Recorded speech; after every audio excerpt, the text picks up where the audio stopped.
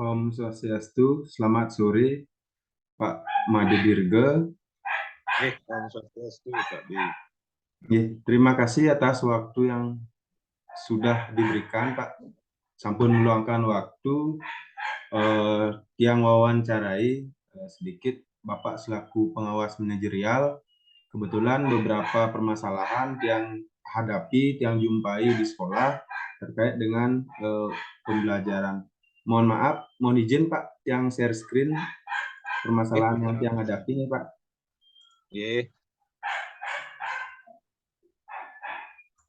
Nah, niki di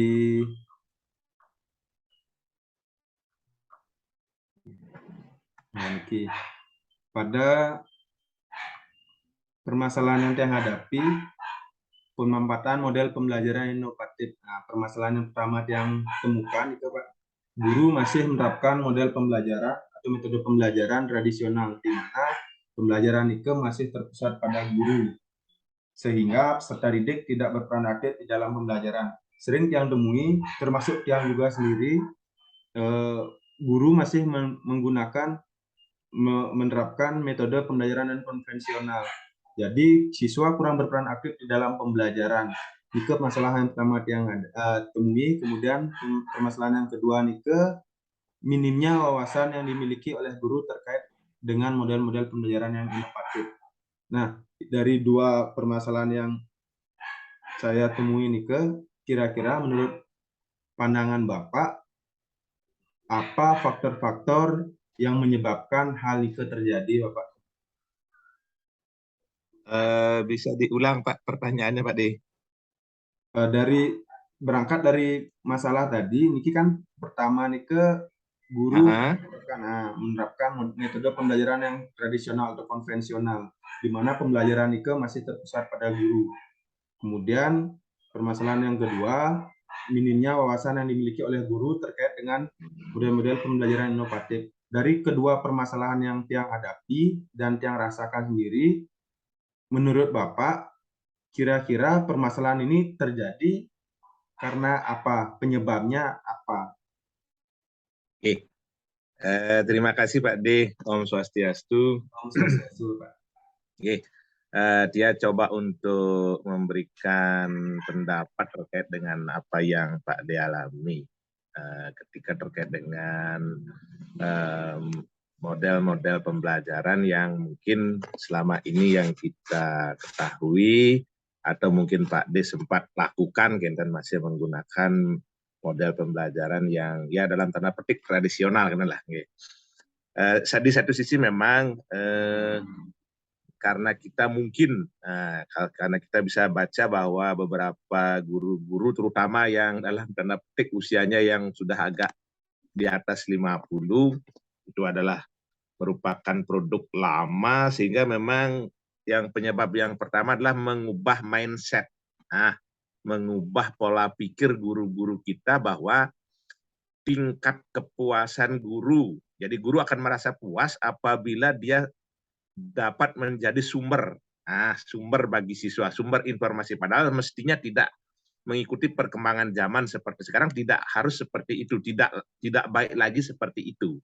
Jadi guru sebenarnya harusnya sudah bergeser menjadi fasilitator pembelajaran, bukan lagi sebagai sumber pembelajaran. Jadi artinya bahwa selama ini guru akan belum merasa puas apabila guru itu tidak menjadi sumber, padahal mestinya tidak lagi ada pemikiran seperti itu. Jadi kita justru seharusnya memberikan lebih banyak siswa dalam proses belajar, bukan guru dalam proses mengajarkan kita. Ya itu mungkin yang paling sulit mengubah itu sebenarnya Pak D. Jadi walaupun mungkin guru sudah membaca beberapa teori pembelajaran yang baru, tetapi penerapannya di kelas masih ada rasa kurang puas ketika guru itu tidak berperan banyak gitu. Padahal mestinya guru itu mengurangi perannya. Jadi itu yang menurut saya sumber masalah kita sebenarnya di sana. Mengubah pola pikir atau mindset teman-teman guru. Nah, syukur-syukurlah sekarang dengan kurikulum Merdeka yang mana memang lebih ditekankan pada pembelajaran berbasis masalah, PBL atau PJBL, Project Based Learning atau problem based learning. Nah, itulah yang mungkin mestinya lebih banyak diterapkan oleh guru-guru kita. Oke, jadi kesimpulannya bahwa penyebabnya itu adalah mengubah mindset teman-teman guru, itulah yang memang masih memerlukan proses atau memerlukan waktu. Oke, Pak De. Berarti sekalian itu jadi solusi pemecahan dari masalah yang dihadapi oleh guru. Jadi pergeseran antara gaya mengajar yang dulu yang sifatnya masih tradisional mengubah ke gaya yang lebih modern. Nah, seperti sekarang ada yang namanya istilahnya PBL, Problem Based Learning, arti berbasis masalah. Jadi guru berperan guru di dalam pembelajaran itu lebih menurun dari sebelumnya ketika masih terus pada guru, kurang lebih seperti ini ke Pak Mading. Nggih, betul Pak Tinggi. Kemudian permasalahan yang kedua itu terkait dengan wawasan ini Pak Made. Minimnya wawasan yang dimiliki oleh guru terkait dengan model-model pembelajaran. Kira-kira menurut Bapak faktor penyebab minimnya wawasan guru terhadap permasalahan pemahaman tentang model-model pembelajaran yang inovatif itu sapunapi kan Pak? Kalau untuk Nike Pak De, harus kita akui, harus kita sadari bahwa tingkat literasi, jangankan siswa, tingkat literasi kita guru-guru yang masih perlu ditingkatkan, sehingga dengan mereka meningkatkan kemampuan membacanya atau literasinya, di sanalah mereka mendapatkan banyak sekali model-model, bahkan kan sedikit perbedaan misalnya antara PJBL atau Project Based Learning dengan Problem Based Learning. Jadi mungkin teman-teman tahu istilahnya, tetapi mereka akan sulit membedakan kalau literasi mereka belum ditingkatkan. Jadi intinya adalah tingkat literasi guru-guru kita. Itu kira-kira penyebabnya, Pak. Saya yakin kira-kira saya condong ke sana larinya, ke tingkat kesadaran untuk literasinya. Kita harus akui itu. Yang akui juga karena kurangnya literasi. Literasi artinya guru cenderung monoton itu aja, tidak mau berkreasi, termasuk Tiang sendiri juga malas membaca dan lain sebagainya.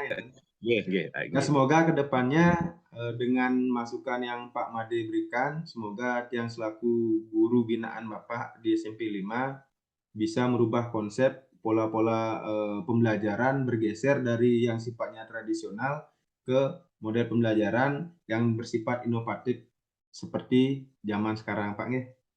Ini pula yang mungkin bisa Tiang selipkan Pak De, sekaligus Pak De selaku guru yang dampingi begitulah, termasuk mungkin teman-teman semuanya.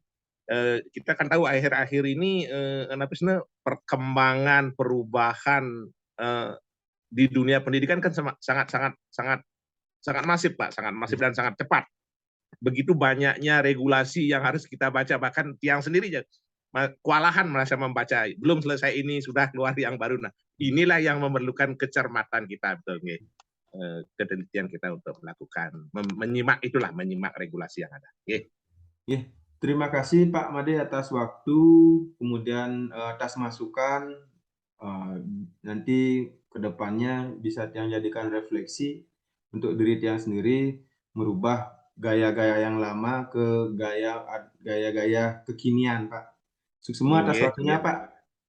Sama-sama Pak. Sama Santi, Pak. Om Santi. Terima kasih.